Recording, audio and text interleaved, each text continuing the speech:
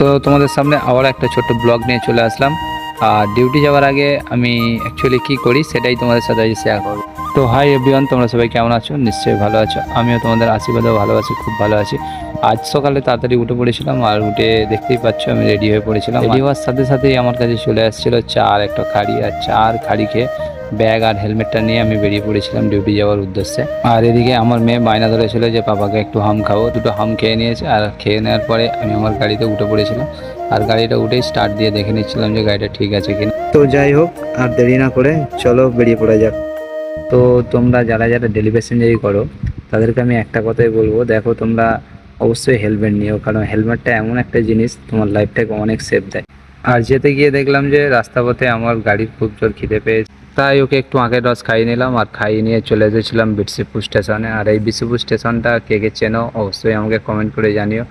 আর যারা যারা বিরসিপুর থেকে আমার এই ভিডিওটা দেখছো তারা অবশ্যই আমার পেজটা ফলো করে নিও।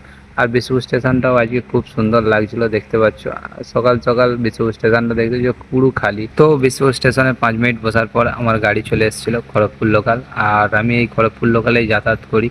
কেউ যদি খড়গপুর লোকালে তাহলে অবশ্যই আমার সাথে কন্ট্যাক্ট করো। আর গাড়িতে উঠেই দেখতে পাচ্ছি যে গাড়িতে প্রচুর ভিড়, আর আমার এতটাই ব্যাড লাগছে সকালবেলা আমি সিট পাইনি, তাই আমাকে দাঁড়িয়ে যেতে হচ্ছে। প্রায় 45 মিনিট দাঁড়ানোর পরে আমি অ্যাকচুয়ালি সিট পেয়ে গেছিলাম, আর সিটটা পেয়েছিলাম পুরো জানালার ধারে।